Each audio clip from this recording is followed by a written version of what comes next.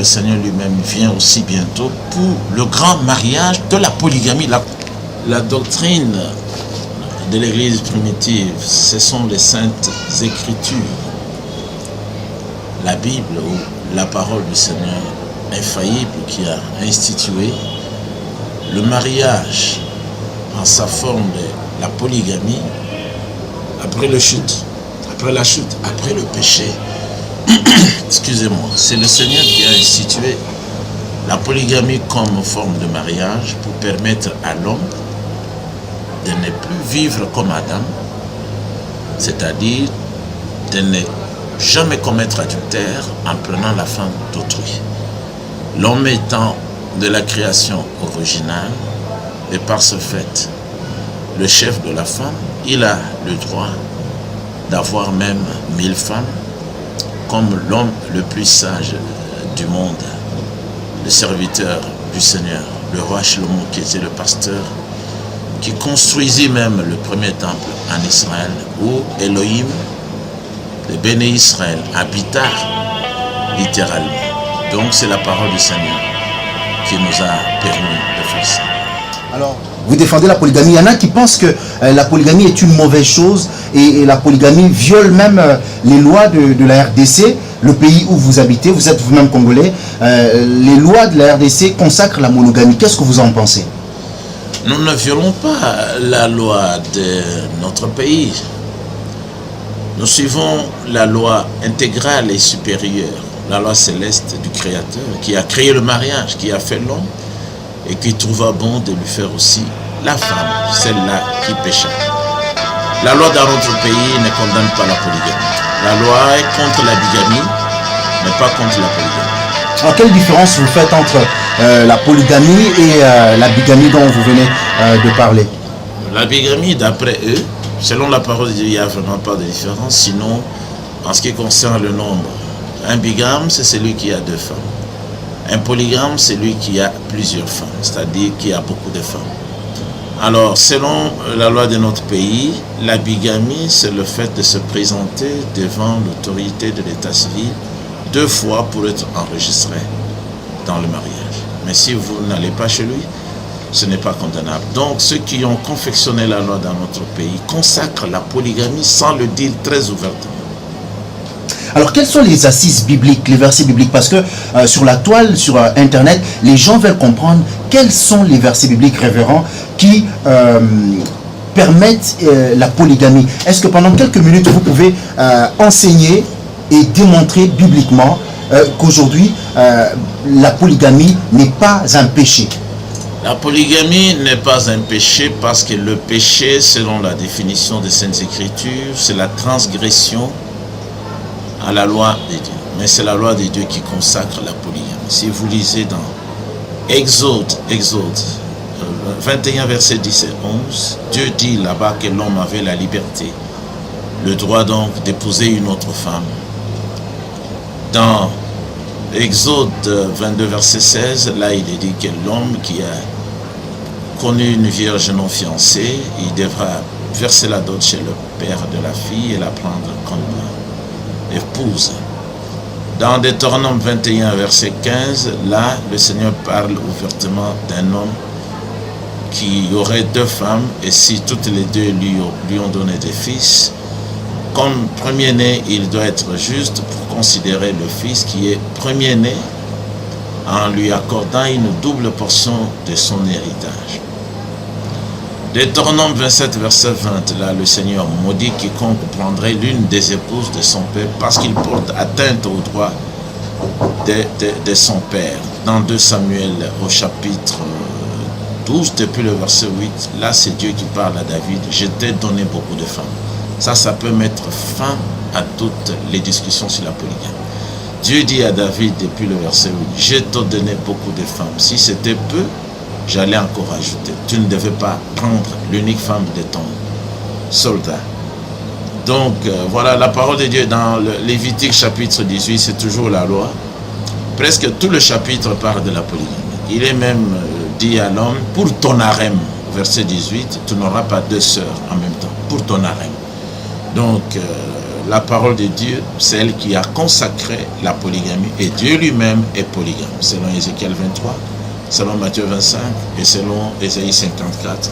Ton créateur est ton époux, donc tout celui qui a été créé par le Seigneur doit se considérer comme son épouse. Et même l'Église est constituée des milliers de membres.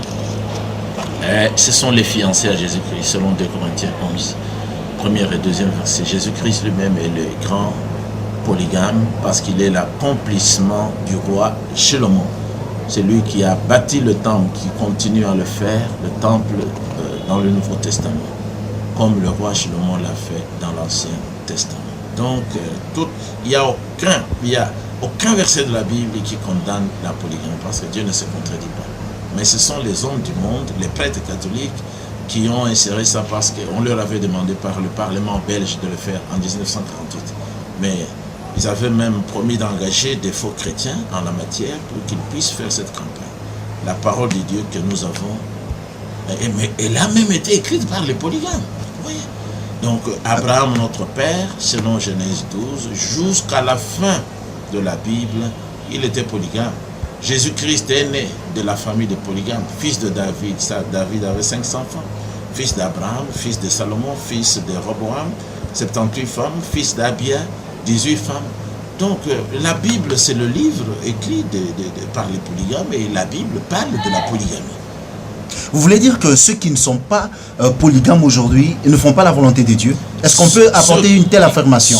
Il faut dire ouvertement que ceux qui disent le contraire, qui enseignent le contraire, ils sont perdus, comme Dieu l'a dit par le prophète qui a apporté la lumière au temps du soir. C'est la perdition parce qu'ils contredisent les Saintes Écritures. Et ils présentent au monde un Dieu menteur. Dieu est celui qui a instauré la polygamie à cause du péché d'Ève, qui était le péché d'adultère.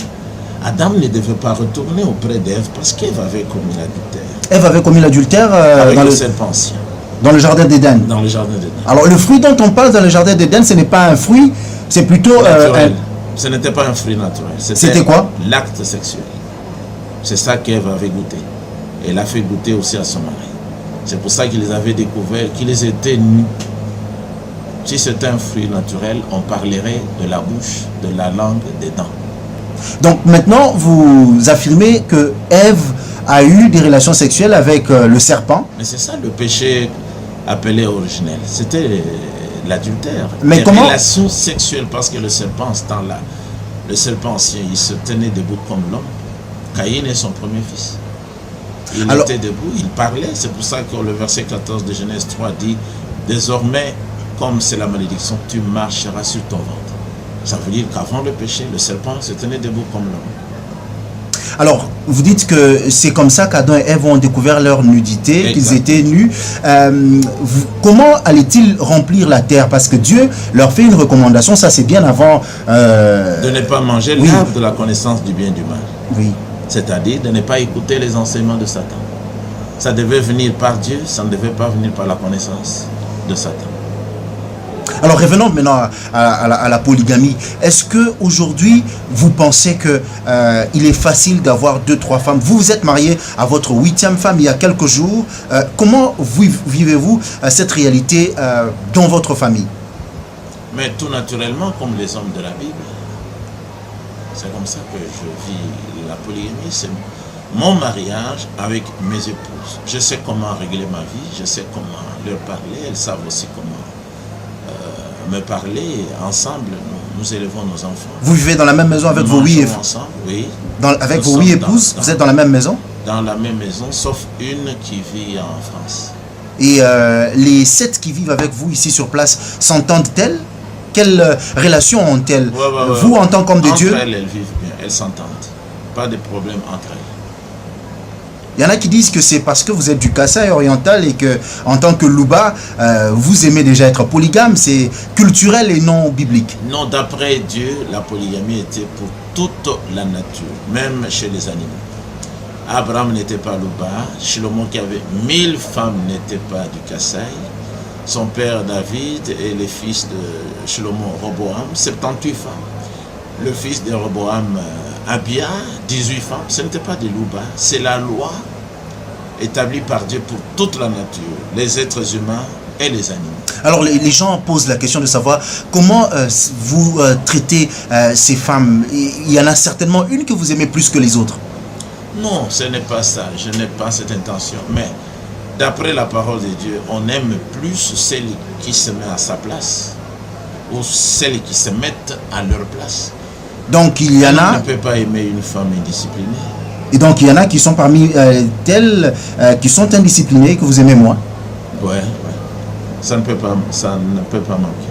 Et ne pensez-vous pas que si elles sont devenues comme ça, c'est par jalousie, c'est ces sentiments féminins qui montent en elles? Non, c'est un problème de caractère. Un problème de caractère. Si on a été bien éduqué à la maison, bien élevé, on a grandi dans une certaine ambiance de soumission. D'abord, une femme qui n'était pas soumise aux parents à la maison ne peut pas se soumettre à son mari. Parce que c'est la vie qui continue. Révérend, est-ce que vous pouvez nous parler de vos femmes? L'une après l'autre, comment vous les décrivez? Elles s'appellent comment? La première épouse, c'est la sœur Germaine Kadna.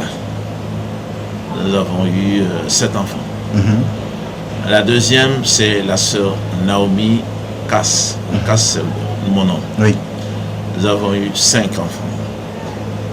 Et la troisième, c'est celle qui est en France, Sarah Kassamaka, toujours de mon nom. On a eu 2 enfants. Et l'autre, c'est la sœur... je peux citer même celles qui sont parties. Oui, bien sûr. Ah oui, parce qu'il y en a quand même qui sont partis. Vous êtes un peu divorcés aussi. Il y en a 2 qui sont partis. La sœur Anna, la sœur Myriam. Elles sont parties pourquoi? Chacune, indiscipline, comme je t'ai dit. Chacune avait 2 enfants. Oui. Et puis, il y a aussi la sœur Priscille, il y a la sœur Adassa, 2 enfants aussi. Il y a la sœur Rebecca qui vient d'arriver. Oui, c'est la 8e donc. La 8e, elle n'a pas encore un mois ici. Oui. Et voilà, il y a la sœur Ruth avec une fillette et la sœur Princesse aussi une fillette. Voilà. Alors, la dernière, c'est la sœur Rebecca. La sœur Rebecca. Vous comptez aussi avoir des enfants avec elle? Ah, bien sûr. Quel âge elle a? Elle a 16 ans. Elle a 16 ans. Ouais. Et aujourd'hui, elle veut avoir des enfants. Elle veut avoir des enfants. Ouais. Et comment s'est passé l'accueil de la sœur Rebecca par les autres, les précédentes? Comme dans la Bible, Genèse 24, en tout cas, la jeune fille est attrayante, elle a attiré toutes les autres femmes qui l'ont bien accueillie, tous les enfants, moi-même, l'église surtout, l'église l'a bien accueillie, c'était une grande fête. Était-elle une de vos fidèles? Priait-elle déjà ici avant? Oui, elle était, son père a grandi ici, mais il a été envoyé à Mwanda en mission, où il prêche la parole. Son père est le pasteur de l'église que nous avons à Mwanda. Notre frère Philippe Ikonga, qui signifie une flèche. Alors, dites-nous, dans votre église, qui s'appelle l'église primitive, y a-t-il d'autres frères qui se sont déjà mariés aussi à leur 2e, leur 3e? Vous êtes celui qui a le plus d'épouses, ou bien il y en a dans l'église ici qui ont plus d'épouses que vous? Je ne sais pas exactement. Mais dans notre assemblée, c'est moi qui ai plus d'épouses que les autres frères. Et ailleurs, nous avons les frères en Angola qui ont ajouté aussi d'autres femmes, dans le Bas-Congo également. Et puis, aux États-Unis, nous avons un frère qui a 3 femmes, toutes nos sœurs. Voilà. Alors aujourd'hui, pensez-vous que la polygamie serait la solution au célibat? Parce qu'il y en a qui vous donnent raison et disent que oui, le pasteur il a raison parce que les femmes se prostituent parce qu'il y a moins d'hommes. Oui, la polygamie est donc le remède à tout cela, remède au péché. C'est le Seigneur qui l'a dit par le prophète. Le remède, c'est le mariage institué par Dieu, la polygamie, où on donne la chance à chaque fille d'être mariée, d'avoir un époux. Alors comment et pour l'homme, d'avoir la facilité d'être bien servi à la maison. La facilité d'être bien servi, ça sous-entend quoi, révérend? Être bien servi parce qu'il y a beaucoup de travail à la maison. Les enfants, on doit s'occuper d'eux, la nourriture, les habits. Mais plus vous avez de femmes, plus vous avez des responsabilités. Oui, plus il y a de travail. Par exemple, un prédicateur, il a beaucoup de responsabilités. C'est un chef, il doit accueillir les visiteurs, tout ça. S'il n'a qu'une femme, c'est une souffrance. Elle sera dépassée. Bien sûr, automatiquement dépassée. Alors, il y en a qui se posent la question de savoir comment se règle la vie conjugale du pasteur. C'est chaque femme qui s'occupe de vous par jour, ou c'est vous-même qui sentez que c'est elle qui va être avec vous ce soir et pas tel autre? Non, comme dans les Saintes Écritures, c'est l'homme qui est le chef, qui doit réglementer tout cela. Au temps du roi Achvéroch, vous pouvez le lire dans Esther 1 et 2, si le roi n'a pas appelé une fille auprès d'elle, elle n'a pas le droit de venir. Ça, c'est l'ordre. Et puis, si vous regardez dans Genèse, lors du mariage, de deux mariages d'Israël et Jacob, c'est le père des filles qui réglait la vie de Jacob. Alors, chaque épouse a sa chambre et c'est le pasteur, c'est vous-même qui faites, vous avez votre propre chambre à vous. Oui, voilà, c'est ça. Alors, pasteur, un mot à la fin pour le site Voilà Night. Le mot de la fin, c'est que les gens doivent savoir que nous avons reçu la lumière du soir qui est la parole éternelle, la parole valable que le Seigneur a envoyée.